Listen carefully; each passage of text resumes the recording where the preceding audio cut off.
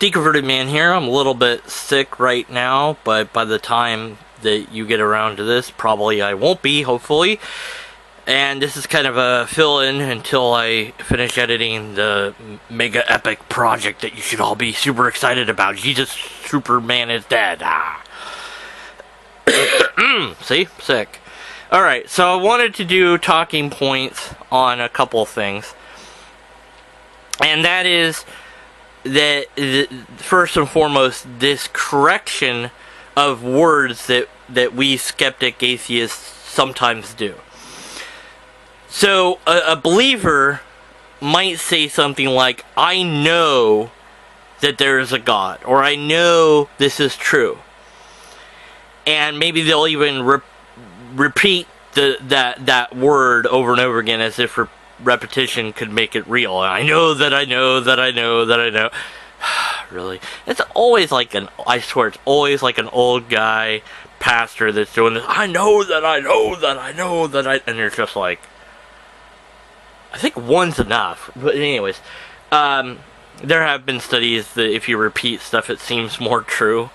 So, at any rate, and we want to correct them. We atheist, skeptical-minded people say, no. You don't know, you believe. No, I know. Yes, I believe, but I also know, because blah and blah and blah. And I like words.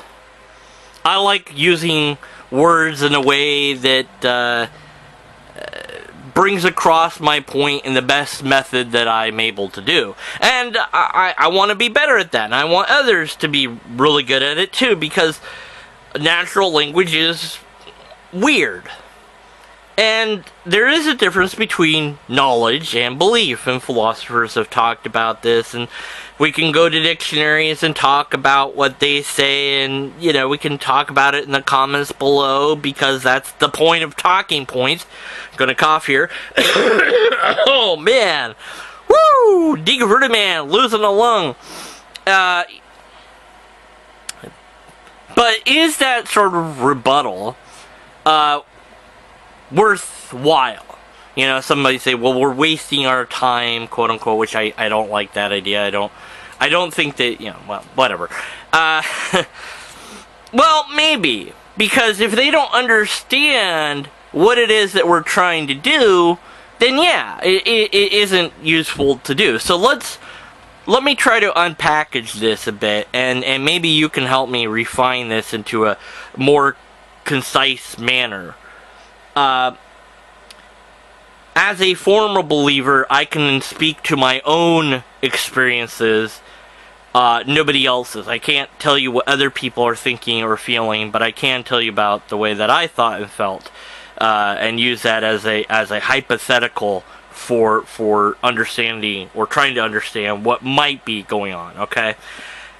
So when I would say I know there's a God, or I know that I had this spiritual experience or whatever, what I was talking about is my memory of that event. And memories are really odd things, and we can talk about, you know, how they work or sometimes don't. The more you think about something in your past, the more connections you'll make to that, so the longer you'll remember that. Certain things you'd rather forget, and other things you want to really remember. So you think about, you know, you play these movies in your mind of certain events, and you can, you know, okay, think about that. And sometimes they'll just come up because of things you see or smell or hear or whatever, taste and so on. But when it comes to this event, it's a personal experience, which we often go, oh, you know. Well, I had an experience, multiple of them, that I, at the time when I was a Christian, called God. I'll outline one, I suppose. And we were all praying in church, and usually your eyes are closed, you're looking at, and your head is bowed, and your hands are folded, and and you're praying either out loud or in your head, and but for whatever reason I was like, I heard like this idea came in, open your eyes, and I'm like, no, I don't want to open my eyes, I'm praying. Open your eyes. I don't, no, okay, well, okay, maybe I should. Okay, so I open my eyes and I look up. Why am I looking up? I don't know, but I'm looking up, and I look at the ceiling, the roof of the church, and there are windows, stained glass windows, but there's nothing up there. It's the ceiling, right? Here comes this beam of light, and it's like right on me, and it's like feeling of warmth, and I'm like floating and like love, and it's like, whoa, man, that was God. I know that that's what it was. That's what I would have said when I was a Christian. Well, now I'm not. So I know that I experienced something, and I believed that it was God. So there's the separation that we're looking for when we try to correct somebody when they say, I know that this is real. The separation is between the knowledge of my memory and that experience and the belief about that experience. There's no way to know that that was God and not just my brain doing weird brain chemical stuff. Maybe there was something in the air that made me hallucinate. Maybe I went to sleep and had a dream. Maybe I didn't have enough food in me. Maybe I had too much. Maybe this, maybe that. Maybe a lot of things. Maybe it did happen, but there's an alternate explanation for it. No way to know, because we can't go there and investigate that. And if we did go there, nobody else would see that light, because it was in here. How do I know that? Well, I strongly suspect that would be the case. But usually when you go to investigate these sort of paranormal, and I suppose that's what category it would fall into, activities, these mystical experiences, the only one that can verify it is the person it's happening to. You might hear about somebody that says, I saw this dark figure in the corner of my room, usually accompanied with sleep paralysis. And I talked to somebody that believed in this, and I one of the questions I said, well, if that's really happening, then somebody that's awake should be able to see the same thing as you do. And if they can't, then it's only happening to you, not in the real world. Because if you can see it, why shouldn't I, that's not in the same situation as you, not be able to observe it?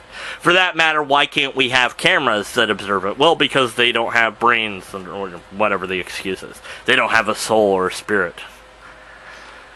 Why wouldn't the pets react to it? Whatever, you know. So the fact that, you know, the knowledge of the memory is not the same as the belief about that experience, okay? So I, might remember something happening, conversation or an argument or whatever, and my beliefs about that are limited to my knowledge of that event.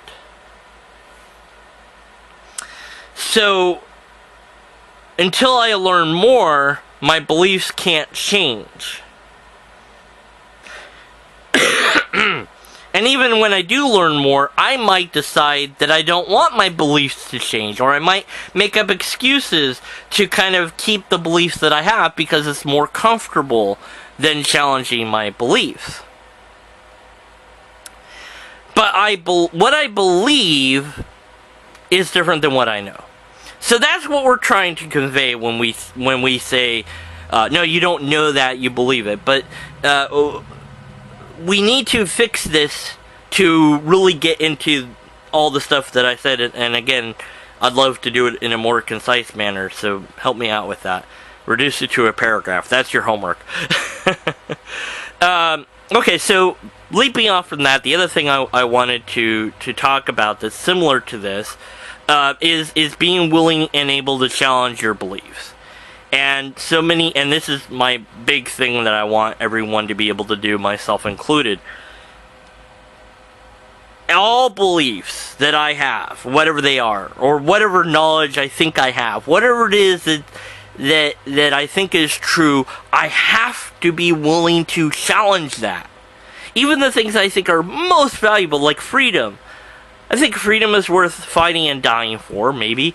Well, maybe. Why? Because what is freedom? Do I really have freedom? I mean, I can't just go and take a whole bunch of money, to pay my bills. I don't have the freedom to not pay bills, So, what does it really mean to be free? It sure costs a lot to be free, doesn't it?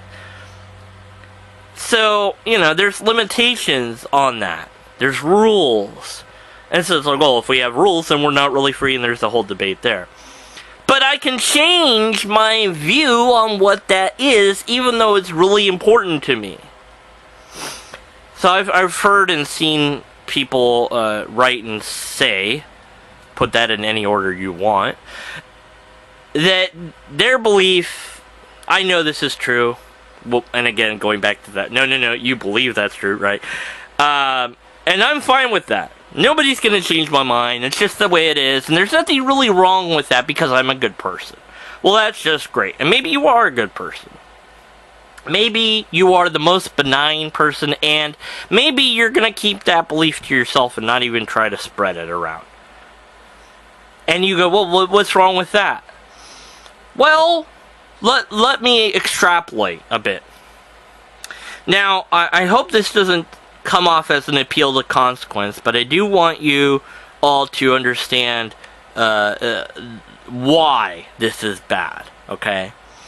So as a society, as a group of people as a whole, as a collected entity, other entities want something that we have, or we want something that they have, and so we need to be able to sit down and negotiate.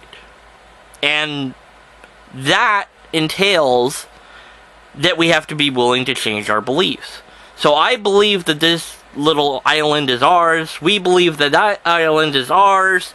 Maybe one of us is wrong. Maybe we're both wrong. Maybe we can share it.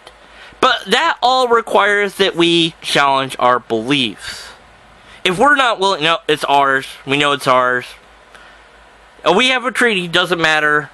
Your treaty doesn't matter. Nothing. It's ours. End of story. Well, now we're going to war over it. Because you gave them no other choice. The choice is now fight you to get this, imprison you so that you can't stop us from getting this, send you away or prevent you from getting to it, or whatever. I mean, there's not really that many choices, right? So we don't want to, do we really want to fight and die over this little piece of land? Well, sometimes, apparently that's a yes. But I want to not do that.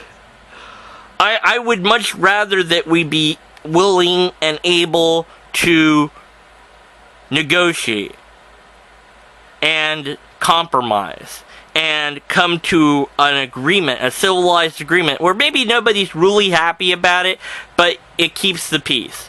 If it's about the treaty, let's look at that treaty. Say, this is the latest one that we have. This is the latest one we have. Which one's right? Can we get somebody else to figure that out? Can we find what the similarities are? Whatever. Do we want to just nullify it? Well, that kind of does away. The whole idea of a treaty is so that we have something to discuss later on in the far future.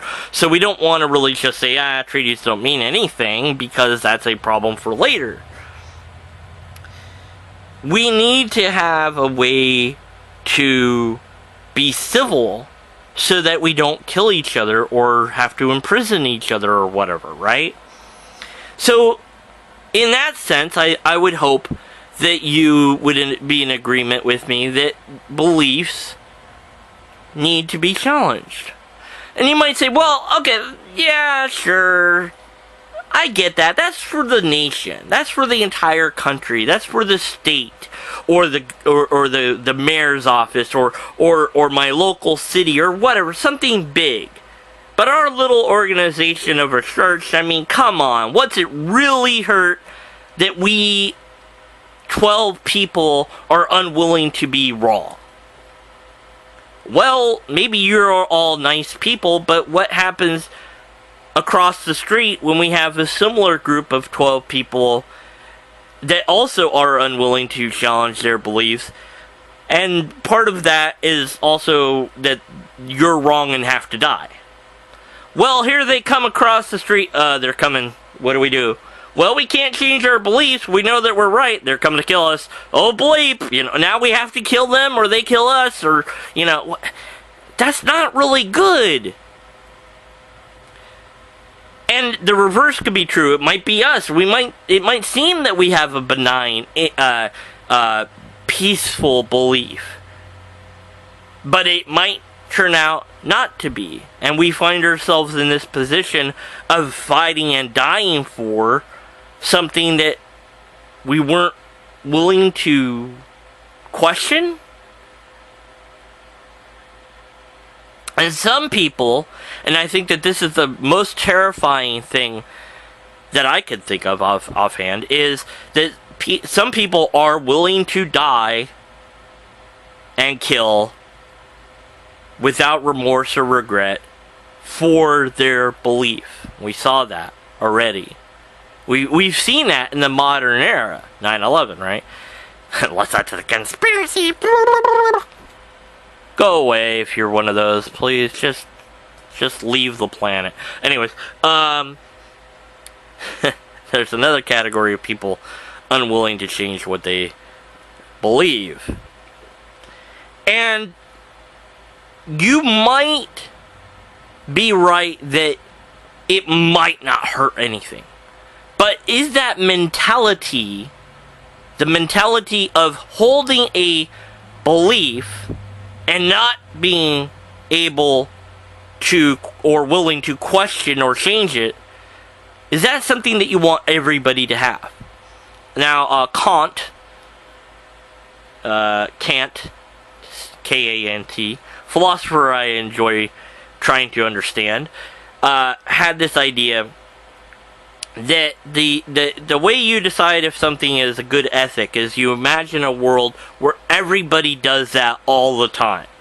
So for him it was all about being honest. If everyone told the truth all the time, no matter what, that would be a really different world, and for him it would be a better world because, you have somebody say, you know what, I plan to rob that bank tomorrow.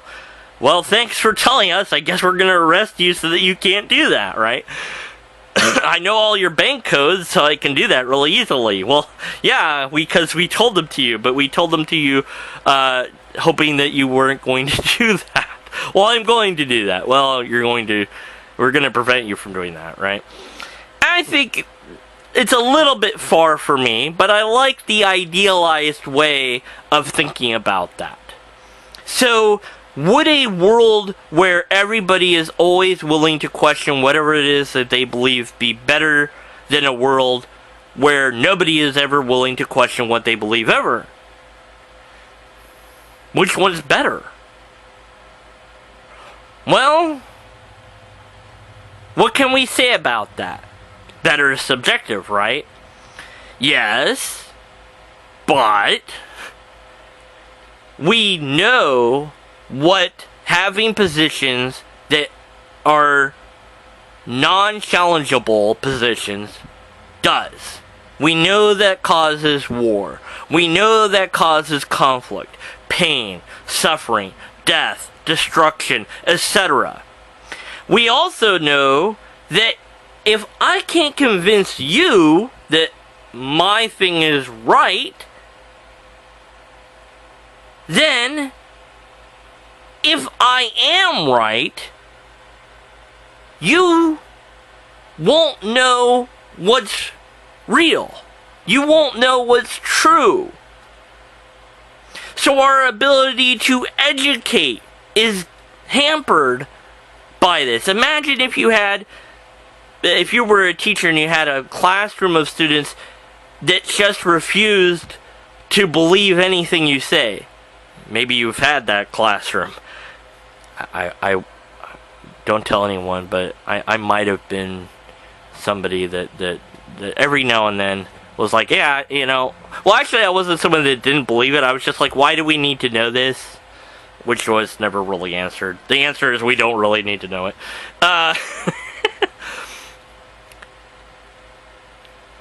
So,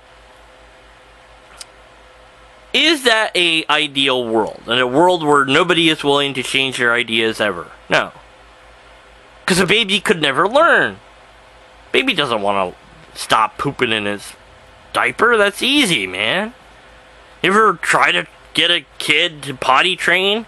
And it's like, I know that they can be potty trained. Well, I believe that they can be potty trained. I know that I believe that they can be potty trained. It's hard. No, it's not that hard. It's hard. Okay? Because it requires a challenge of beliefs. A change of a perception. Of attitude. Of way of thinking and acting about things. So, if the entire world was unwilling, unable to change their beliefs about anything and everything, well, there wouldn't be humanity for very long, would there? That's just the consequence of what would happen. I'm not saying that it's true or false because of that. I'm just saying we can look at it and think about it and go, yeah, that's totally what would happen. But my whole argument doesn't hinge upon the consequence. No, my argument is that if we want a world that is not that, then it doesn't make sense to have that mentality.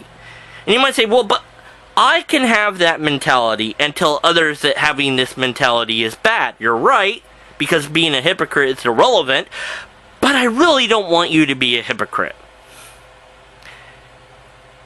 Because I know that I believe that being able to challenge what we hold most true and most dear to us is extraordinarily important.